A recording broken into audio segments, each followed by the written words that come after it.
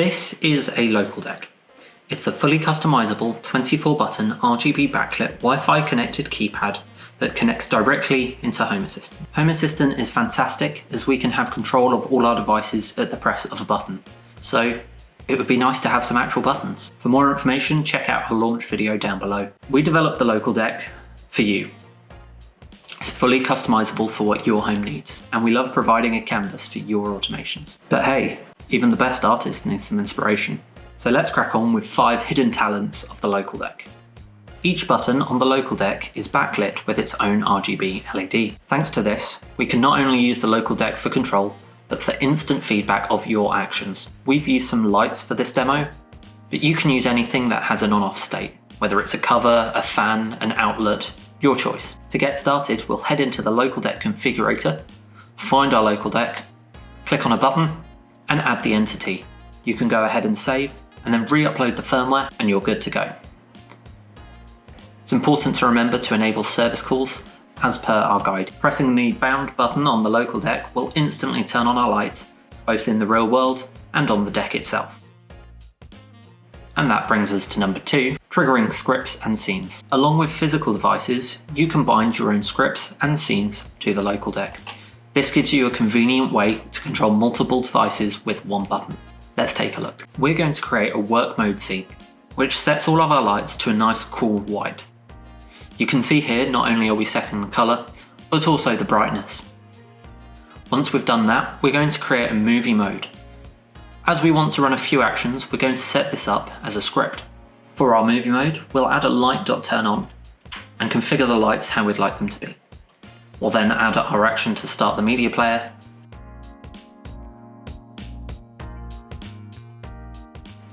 and then after a short delay, we'll have the lights turn off with a transition.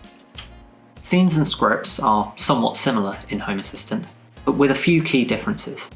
A scene is a collection of states, whereas a script is a collection of actions.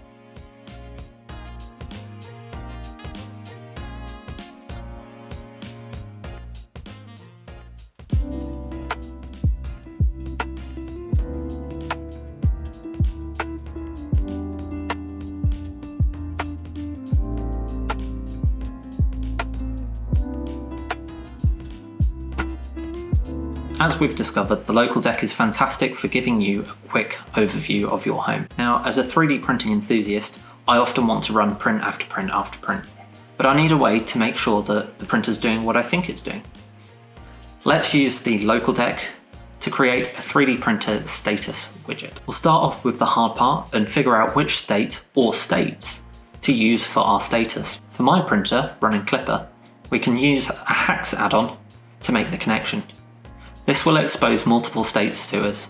We'll focus on the state of the switch entity and the status entity. Naturally, you'll need to tailor this to your needs. Once you've located your status entity, you may find more information in the attributes section as to what states are available. For our printer, we're going to want a flashing red in the event of an error, a cool blue as the printer is printing, and a white when it's on standby. Not to forget, a nice green flash when a job is finished. We're going to add a trigger for all of the states that we are interested in watching. We're then going to utilize a choice action, which will allow us to filter the states we are looking for. Remember, the choice will start from option 1 and go down until it finds one that matches. So I'd recommend putting the most important states towards the top. The first condition I want to look at is whether the printer is actually on. Let's add an option, add a state condition, find our printer, find our printer's switch entity, and check for off. When that happens, we'll call light.turnoff on our 3D printer status light. Next, I want to check for any errors.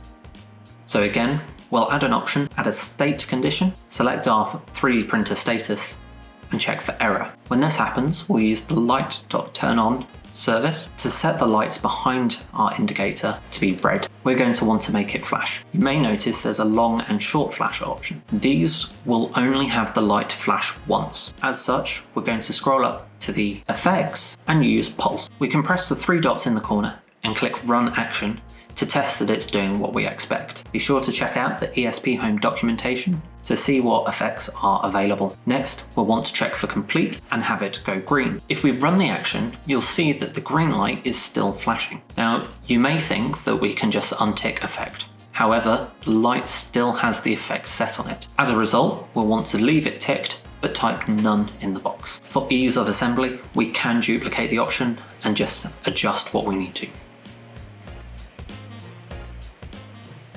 You'll see at the bottom there is a default action.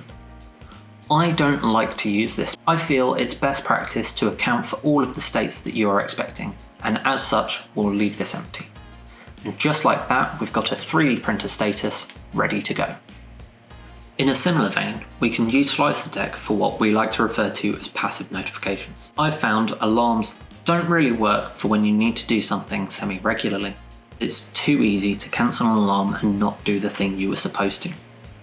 This is particularly helpful when the task is important, but not necessarily time critical. The example we're going to use is feeding the dog, but this could count for watering plants or similar.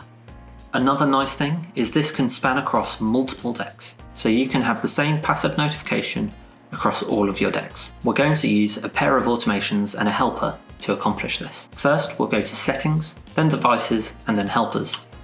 We can add a toggle helper and call it something helpful like Feed Dog. Whilst we're here, we'll give it a nice little icon. Next, we'll create our first automation to set the reminder. We'll add a time trigger for the time that we have to carry out this action. My dog likes to eat at 6 p.m. We'll turn on trigger IDs and type in time or similar. We'll then do a trigger based on our toggle being turned on. This means we could trigger it in other ways or from the dashboard and it's still going to work. In the actions, we'll do an if and check if it was triggered by time. When this happens, we'll want to turn on the toggle. In theory, you could turn it on anyway, but that doesn't feel too clean. Next, we'll add our status light. This is going to be a light dot turn on. We'll select all of the relevant buttons on the relevant local decks and we'll give it a colour and maybe an effect. We'll set it to red, because forgetting to feed the dog is always going to be a disaster. Don't worry Autumn, I would never forget you. Next, we need our clear reminder. We'll have this trigger at midnight, so we always start with a fresh deck, but we'll also watch for a button press on the relevant button. I'm going to use a device trigger. For advanced users, you could use the event trigger without specifying a device ID, and that will trigger for all of your devices. Like before, we're going to do a if statement to see if it was triggered by time, and when that happens, we'll turn off the toggle. If you want to clear the reminder from a dashboard, you may want to listen for the helper being turned off as well. Next, we'll have the light go green as a bit of a confirmation, and then fade off. And number 5, media controls. Now this does use a few advanced features, but trust me, it's worth it. I like to listen to music whilst I work. Sometimes I'm playing from my phone, sometimes it's on my laptop. So the media controls on my keyboard often don't work. We're going to make our own with the LocalDeck and Home Assistant. I recommend turning on Advanced Mode in Home Assistant. This will give you access to the developer tools, so you can listen for events. This is really helpful when you're trying to figure out why something's not working. In our case, we're going to use it to look at what events the LocalDeck emits. By default, along with each button being its own entity, we emit an event for single and double press on any button. This allows you to utilize it within an automation. You can see here an event for a single and a double press. Home Assistant will also add a device ID. The LocalDeck will attach its MAC address for identification. For what we need, you can use either one. Let's copy some of those details along with the button ID that we want to use for the fast forward key. We'll create a new automation, add an event trigger. In the event type, we can do esphome.localdeck button, and we can paste in the information and fix the formatting.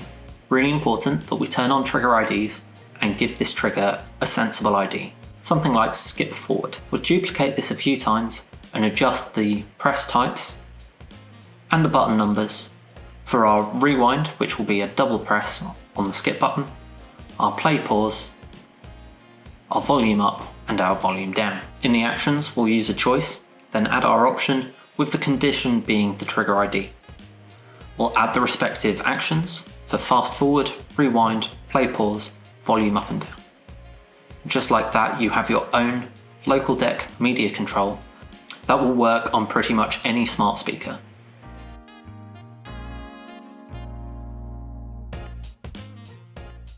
We'll grab our media player and we can hit play.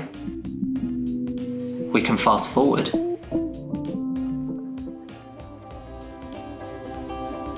We can double press for rewind. And we've got our volume up and volume down buttons.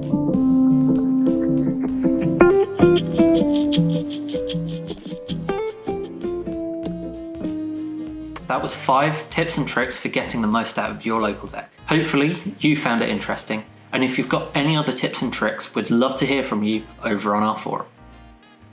That's all for now. I'm Addon, this has been Local Bytes, and thank you for watching.